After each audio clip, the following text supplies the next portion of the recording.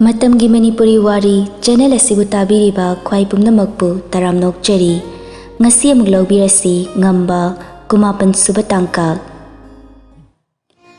wahai na fage khalibra mityeng duna nanthokpa ngamhaloi khalibra onthokna sukankhre sana magi mafamdadi ngambagi mityeng wahai pumba lengbu otpa ngamda wahai na matauduna fabiri nupise Sol holi haiba phau kawba makai yengliba mityeng du hongda ngakni yengi sanadu Ngamba sa sanagi mit anira munna yengduna mityeng duna pirakpa pakhumdu hana oke haibagum yengi Mityeng na wari sabado pau fauna kide sanagi mityeng da pakhum sago naraktre ngakni yengba khak oikhre Ani dugi leinariba mongdu thugairage haibagumna pocket yauriba ngambagi phone du ringking lai Phone ke ringtone makhonduda sanasu kyan lakladuna masadu maning khangan hali ngamba sa sanagi mitte ngamba mityeng du khazik laithokduna pocket tagi phone da laukthokduna call laklibadu kanano haibagum yengi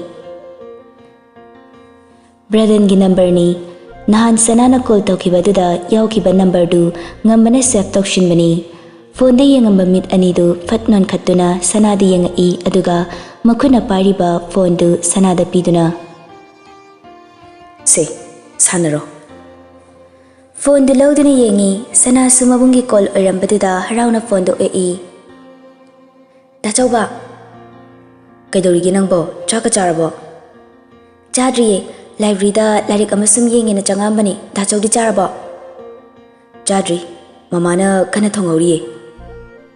Aikhoi su nine khoi na kana thongori. Khongdubu khra khra chatpa yaraba natro. Yare. Ai thanta adum chatlini pressure yamna di piru khinu ko jaisu na nga ga chatlini phai ngasi ekhoi kain sang thongi khangbro na khangde ai de kamai khangdoi ba ngasai aina hospital dagi halak padane lambi da ahal lamana tharoi do yolaga lerami nang leitabani na leidi lening dabane isi aduda hando Kuina nungsadura leradi narani na lerakpa adu thongi.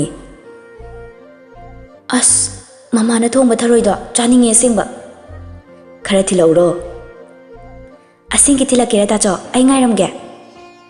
Nakan tumina leptuna wari taramba ngambadu sanariba wari du yaushinuna hairei. Thilaloktrasu nghaktang ibani chalaga laurasi kaino. Sanadu ngambada fat yenga ngambana haibidu bredena tarduna haira Nuina last yai insang suloi dore nuina lakpada mapa chapcharni ngambaga tawraga laki goina lao Yari da cho charogi ko nuina fazana yumda laga chargi Ngambana sanana paiba phone du fat lauduna ma noina haira Ibai yani ekoi hozimuk lagi kuiroi ngahaktani fat yorani Hoi, adumai taru, aduri thamage ko. Hoi bai. Phone tu kaklaga ngamba sanadon sindena. Adum chatla yabisda, aiga chatpa yam tanbe mongno nangi sibo. Sanadu ngamba na adumai nagi hek haisilak paduda kumpham ama khangre. Adui nati, nungdang wai bisda. Nungdang da aiga chatpani, atopaga chatpanate kasukaidi. Aduda ima khoina Aiga chatoini kem hairo law chase Dress to hongaroi dra Hong khwairo Khangde Nangna hongo hairadi hongdoini hongno hairagana hongaroi Khangde Mathakta mukabdu wanabani hongaroigi taistang lokthomage Nangna dress hongba mathakta karaga aina kada wadoiba Nang sukadoini kaino nangna khalaga aina setuni dress to As waridi Phagi dona law chase ibai ngairamani Tai de lokthoktina sofa du lelang shilam naga ngamba changsinduna sanabu samai Haujikta haikhriba wahai mayam duga kaisilan jadaba saduna tawriba mawngdu sana ngambagi maithongi mawng yenglo haiba ngamdre hekta yengningla Kaino amukta udriba dongna tawridabo Sana sumamitu fat leithaduna makhada yenglaga makhong thangba hawi Ngamba samduna kadagi thorakpada thabak halakpa maniga thengnai mani du macha mamu ani ubada noktuna hairei Imaudi yam kalamedana babana thabak chinbasida imaugu unabas sangreni tawise Kaisu kaidida baba. Hozina kadai jateba. Khong dubu toina chapa khotpa tawbado nungai gadro tawridubo. Sanana khumba nangdringai ngambana fatkum la e. Moyum phauda pot amta lawruge tawne baba. Nungdang shida kari pot lawrudoriba hayeng lawba yadabro noibo. Kuiroi phatlakani. Angang sigi makhong siga nangna tawdoidubu. Kaisu tawroida. Yagadra nei mawi bema. Yani baba. Phare phare chaluro phade khalo. Hoi baba. Ani dei mungdagi thorak e ngambane thorak pada mapanda machi punsinduna wari tawramba mayamdu fufuk haugatna bani matau singduda ngambasu chatna haira e. Yare kanamte yauroi. Tom thindu prep changakna hangi. Damba kai chapigadabno. Natai moida chalugi. Noi yumda sumleramo. Gari ama thogdoro ekhoi get tangai. Wadu hairaga sanabu samduna get lairiba domda puthokre. Tom thin koina tawduna gari ama thogdora e geta.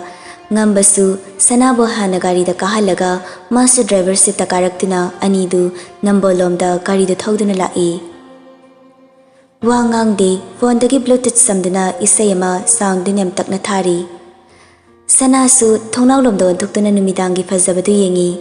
Ngambadu karibu khalakpanu isay sum tarambadagi isaydu phatmuthatli. Sanasu mamaidon sinduna isay lepkibudri yinga e. Ngamba gari thawna machinda perfect isaydu ngangba hawra e. Sanasu ngambagi isayduda ngambada yengba ngamda mamay nakanda fatlay thoki. Ngambasu ngayhak amuk leplaba matung isay makha samthara e. Mga kakazik haiduna mut amada makha amuk tara e. Isay sum saambadagi nakaldagi khangawdana. Yari lepo. Sanadu khangai haira e ngambasu saambadu leplaga nokfit hanga e. Surta ba walaba. Taningre. Matingam tanga saklakige. Taningde haiba. Ngamba nokfit tawna tampakta thamliba sanagi makhutu lamduna pairaga. Sana makhutu fat satoktuna. Mina taningde hairaga. Karambi say taninge dude ay saktharake. Amta taningde. Aina siyamna sakninga kansida amta taningdaba yam set oire ido. Kharakana thawro garido. Sodi kamdawba. Soktanaba thawo. Aise nangi punsigi oina driver oizarage yaram natro. Sana laitho urabadu ngambada mukwan sinduna yengla e. Ngambasu garido thawna mitnadi yengdami nokfet haira e. Aigi salary oina nangi thamoida aingonda piru. Matung tarakpa salary piyu kaina haizararo. Madumana pungpen penjarage. Yabra. Mamaydo fat on sinduna michi khatchila e. Sanadu ngambada yengamba mit yengdu makhada laithaduna wakhalda mathanta sonjay. Masigi hinjabasna namdana ise amuk tarang chalandore. Irangge am tawi bet nupa hek mahalatna. Bet male hairo ise. Ngambana mana wakhalda khanbadu tada tarabugum hanglakpaduda sanadu ithak-thakna. Ha? Kai ba? Aise bet male na khalina tro nangido. Khande. Koi kaktrasu bet adum maladi kamdong na malhaloi tawrisige. As, ay tumina ngakta laizage, yam langi. Oh, okay. Anido lakpana sanagi yum yawshilakle. Bradendo hanana get tangayduna lerami, machana lakpa ubada harawna manungda pushilai, sanana kuina layruge haiduna Priyana tharoi thongbadu tifin amada ningthina hapi. Priyana kitchenda insang hapa changkringai Braden ga thoibaga loinana makhoi mari famduna ngai ngambada thoibdi yengduna hanglai. Hauzikan baba se kai honarige. Kaisu thoidokpa tawdreda yumda dum leiri potharaga. Aigi office do ina matam khra babana pamagadi thabak ama tawrse dudi. Thoiba nokfet tawduna wakhal khanba manba mawongda second khara leirab matung khuma e. Tawraroigeda thabakidi aisu plan leiri aduna masi oina yengage. Babana yadrabanina phare dudi. Hospital gate tani sintha gari duna nakanda khamduna Bradena duty loraga thorak pangairi. Pakhang machasingna munna munna yenglamnaga chatkiba wahai oina haiduna laknarambasi yawi marakta. Sintha hanna yengda mangaktuna manunglomda yengduna Braden ngairi. Braden su mangakta stethoscope tu yanduna makut oiduna apron du paiduna mamanaba amaga wari sana thorai. Braden bu ubade Sintha praprap changai laklibadugi mamangda fathatuna lepsili. Braden galoina na lakminaba marup tusu yauna chap lepi Braden Sintha di yengduna. Kaidoriba nang lista? Nangairamini. Braden mamanabadu da onsinuna. Ito, nang halamo. Okay. Adudi hayang amuk thengnarasi. Okay. Hansik tongnay anidu amadu sadum chatkre. Kaigi ngairamino nangbo. Haidong lerasu phone dum hairo yadro. Date chatninge, date pubiyo. Sintha, karan ngangano. Ay exam lay nang khangin natro. Kayam kuinige date chatpaba pung ahum mari mangai changni na changabada. Adu yaroiba ay exam lora goina chatseba. Ngamaroy, hauzik chaninge se chatradi matung chatpa sunga ngamaroy. Yade yaro haisinedi kaigumba yadradine ay disida tharo olaga kaptawni ngamoy kay khanjano. Masi angangsidi mi mamangsda law yum chalu law. Ngamoy. Adumai tongnu bi Sintha nangbo. Ngangnabase onthokna wakri nangse.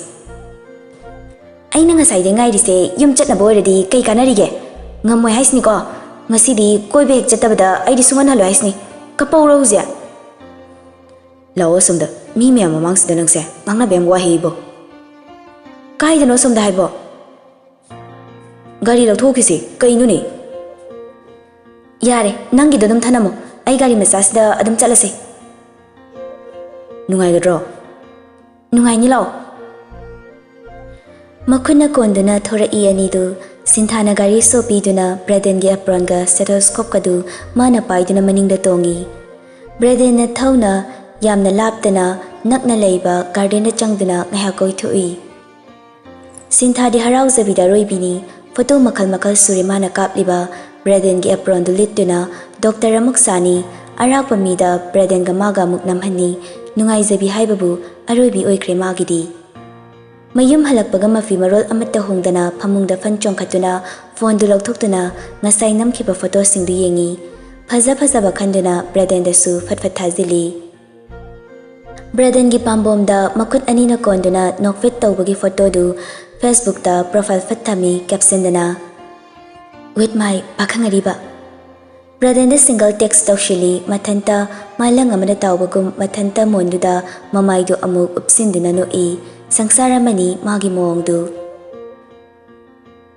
Pung taren makai tashila abani hauzik phawang ngamba halakte nahan makai di numit tadringai yum yoropani pung tarung makai na khwaidagi thengba oibani adubu ngasidi halaktri. Yum duda laiba amata matha sabagi mami sude sanadi nahan makai ngambana lakpaga magi matung koin inaduna mabu laknabadu ngasi hauzik mikup ama lepasida pungang hangna khalale. Patanung da thoklabra haina mathante yamna chingnaba mapokle Ningthouja su halakiba kuidribani aduna ngambagi pau ama hangadabasu nahan makai hangbaga oidabane kaire. Makoi kadagi tapthokliba balcony adomda thoraktuna gate lomda yengduna sumlei. Mathanta muksu wakhalda khali. Kaigino aina mani yumda hanjilakraga pakatpa phaurisna. Namduna ibu wakhal khalale masigi hingchama manbasna. Jabing ngangbudusu ngangri ngasidi ichikchi. Madala pradifani khalamba hauzikna lakte ude haidana wariba. Aina tawrise chumlibra tawrishiba. Karamba matamdagi hauduna aina magi wakhal khanba hokriba ai sana khangzadre. Balcony dura leptuna ngairakpa haina pungkhai mafazilakle lakpa ko balai kidre ngaire haibagi otki yauna otlibra laktre nahan makai ngarang nganglamba nupado.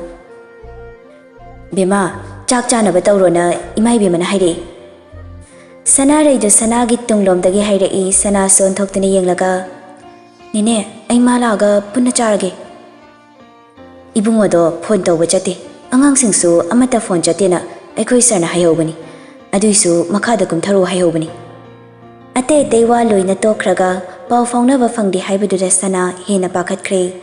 Sana raida kaisu hairamdana mana hana makhada kumkhre. Mayai kada maniga Ningthouja famduna lerami Nakandana poirei phone ama kanna nami. Mamangna kumtharakpa ubada manina kausilai. Lao lao, tamna lao, nakhonga do 2 lakh tawni. Sana du changsindina sofa mada fami mani mamawdi yengdana hanglai. Ibungo da nangonda sida chatkani kaina hairamba leibro hojik phaba halaktisibo. Baba, aingondadi kemta hairamdi. Office ta hangbadasu hankiba kuire hai. Aduga karigino mana hojik phaba yumda halaktisibo. Kadaida chatlibajano. Matha sana soli sana samuk hairei. Prem da phone tawraga hangbadi baba. Tawrabani call amata chatte. Offline thamine makhoi chatkiba kangbuda. Ningthoi kapli tawduna hairei. Ichadubu lambi lamkhangda khudong thibaga thoklaba jala. Police ta paw ma pibana pharoidra makhoi baba. Ngai khoda Ningthoi kaisu tawroine. Chatkriba makhoi singdo aina masak muna khangba ngaktani. Adubu hojik phaba paw amta phaunaba ngamdabasida tumina sum leiradro. Pungse mapan tasilaklabani. Nahan makaina aikhoini yum yorakjingai leiramba mana hojik phaba halaktrabasidi kadaida pakhat oidino. Kaisu tawroi haibani Ningthoi nangbo. Tanjadu da gate hangdokpagi makhol tai gari khara manungda mari thaujilakpagi makhol su tai mayam du phamlambadagi hogatina mapanda loina thoklai. Ngamba khoini thaujilakliba gari du mayam kumtharakjingai ngamba hana gari gi thongdo hangduna kumtharai. Manungda litliba furittu ina punga ngangna taibudu ubada sana makhuna pairamba chaisu du phat thadaduna makhongdu sek-sekduna mapira chena changsilai. Kai no tarishiba i Ngambagi masadu makhutna tap paiduna yengi magi matawduda ngamba mamit ani irakana sanada yengai uba phanglaroidra khaluba aduk nungsibi magi pakhatchaba matawdu ubada nupagi mitdu anida pirang ihaukhre.